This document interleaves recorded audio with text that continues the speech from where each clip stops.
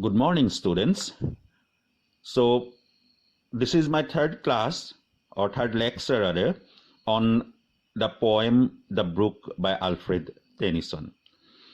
In our previous class, we discussed about the 7 different poetic techniques used by the poet in the poem. I think those poetic techniques are clear to you. And why I mentioned about those poetic techniques? Because of 2 reasons. One is that if you are asked to write the critical appreciation of the poem, then you have to mention to those poetic techniques or poetic devices. And secondly, suppose one stanza from the poem has been given in the examination for reference to context, for RTC.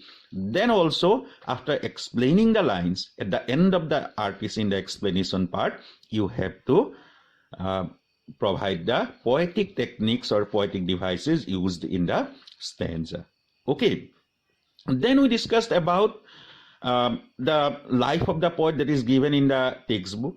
Then I provided you the word meaning that are given in the text, and also I provided you 15 extra word meanings. And after that, I provided you in my previous class a few questions as homework. I gave those questions as homework, and I think that you are able to write the answers of those questions. Okay, now today we are going to discuss the first 3 stanzas of the poem. So let us start the discussion of the poem. So you have to remember that in the poem The Brook itself is the speaker. The brook narrates its journey. So at the very beginning, in the first stanza of the poem, the brook narrates its journey from its starting point in the beginning. Okay, now here the brook says that I come from haunts of Kutenharn. Haunts means dwelling place. Remember, haunts means dwelling place of Kutenharn. Kutenharn, they are aquatic birds. And these aquatic birds, Kutenharn, they generally live in the water bodies that are situated on the top of a mountain or a hill. That means the brook says here that it starts its journey from where? From the top of a mountain. From the water bodies of the top of a mountain where the aquatic birds like Kutenharn live. And then I make a sudden sally. Sally means a violent motion. So the brook says that after starting its journey, then it flows towards the valley. And then when it comes down towards the valley, it makes a violent motion and sparkle out among the fern. And then sometimes the brook is covered by the fern, and then all of a sudden it comes out from under the fern. Okay, fern, I provided you the meaning. A small plant with a feathery leaves, amar dhekia gosor nisna. So it comes out from under the fern. To bicker down a valley. To bicker down here again means, bicker literally means to quarrel. Or here it means actually to move swiftly. So the brook then comes down to the valley swiftly because it comes from the top of a hill. So that is why the water flows very swiftly. So in this stanza, in the entire stanza, the main emphasis is what? The main emphasis is on the violent, the speedy, the energetic movement of the brook. And this energetic, this speedy movement of the brook, it resembles the childhood because childhood is full of energy. If you look at a small kid, then you will find that small kid, he or she never becomes tired. Throughout the day, he or she roams about here and there. They never become tired because they are energetic. So this speedy movement of the brook here refers to the energetic movement of the brook. And in this stanza, 2 poetic devices are used. One is anaphora. Anaphora means the repetition of the same word in 2 consecutive lines or 2 clauses. And here the word I is repeated in line number 1 and line number 2. Second is alliteration. What is alliteration? Alliteration means the repetition of the same consonant sound. And here there is one example of alliteration, that is sudden sally. Okay, got it? Then in stanza number 3, the brook again narrates its journey. Here the brook says that by 30 hills I hurry down. Here hurry down means to move swiftly. That means again the speedy movement of the brook has been highlighted here. So the brook says that it passes by 30 hills in its journey with violent motion, with swift motion.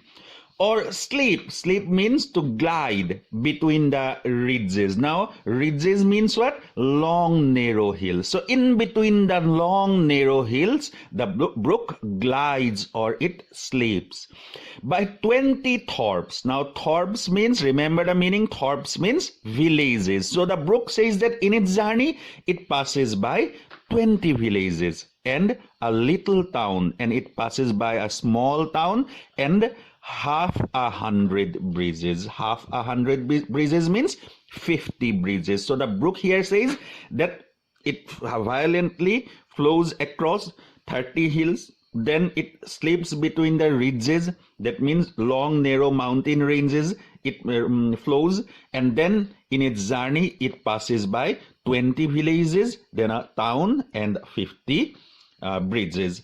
Now here 30, 20, half a hundred or 50. These number words, you should not take it literally. That means by 30 hills, by 20 thorps, by half a hundred bridges, the brook is not saying that it exactly passes by 30 hills or 20 villages or 50 bridges. Through those number words, the brook wants to convey the idea that in its journey, it passes by many hills, many villages, many bridges. Okay, don't take these two words from the literal point of view.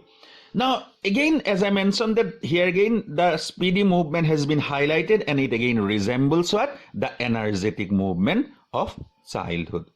And in this stanza, again, the same two poetic devices are used here. First of all, anaphora is used because the word by is repeated in line number 1 and line number 3.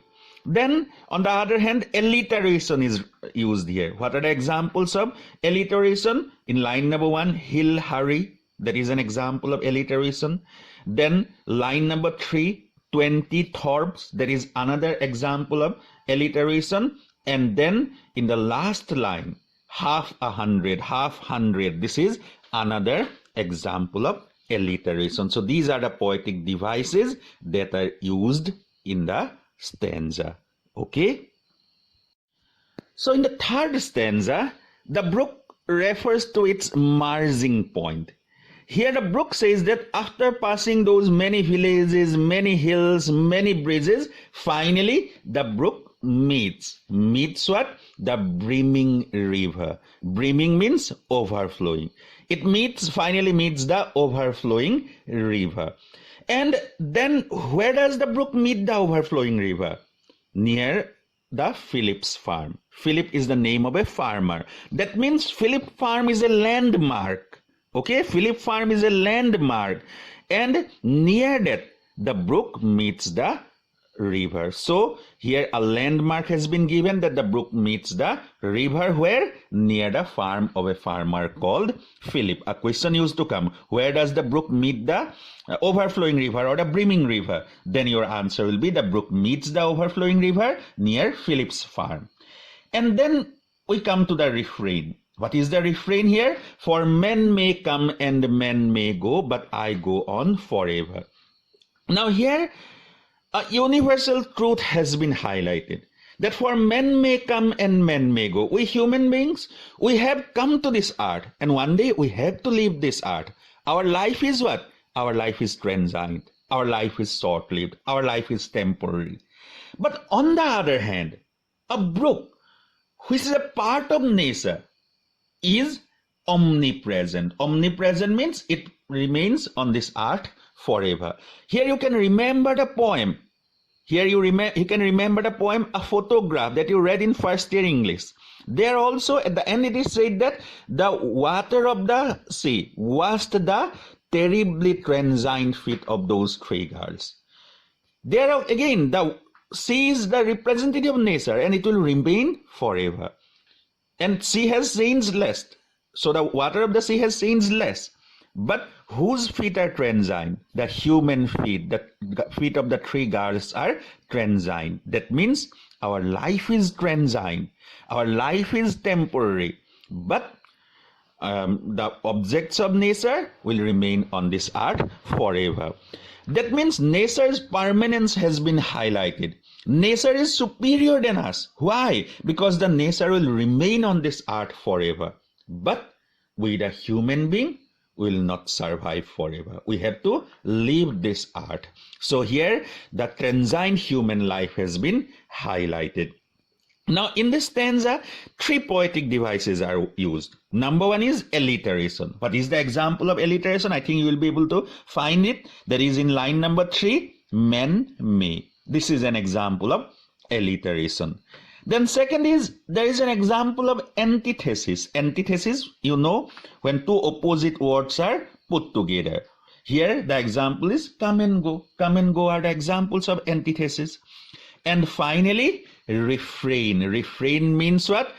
The lines or the recurring lines or a recurring theme.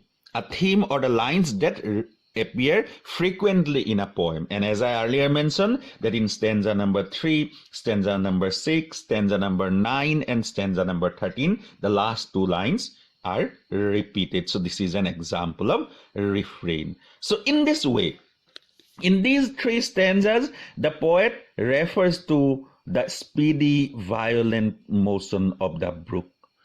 And that speedy, energetic, violent motion of the brook can be compared to the energetic activities of a child. A child never becomes tired. A brook has also that energy in its beginning. And then finally, the brook meets it comes to its final destination. It meets the brimming river near the Phillips farm.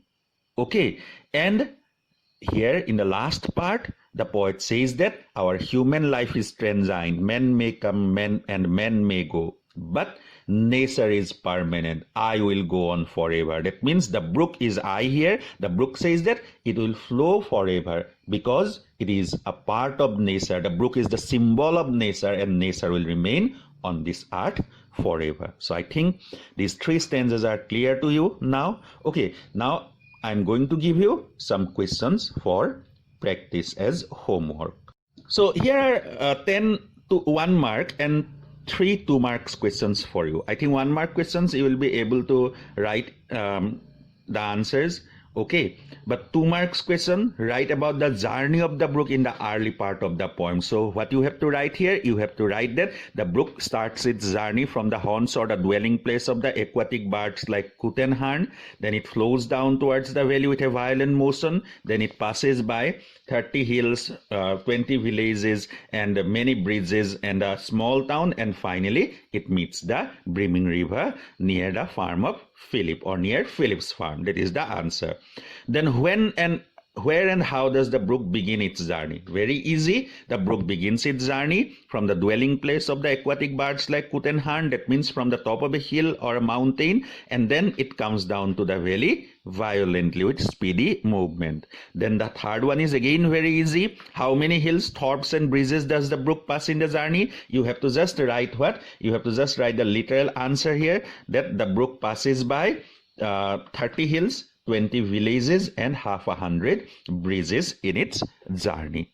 Okay, so I think you'll be able to write the answers of these questions. And if you find any problem, then you can contact me by sending message to my WhatsApp number. Okay, so thank you students for your kind attention, and have a nice weekend. Thank you.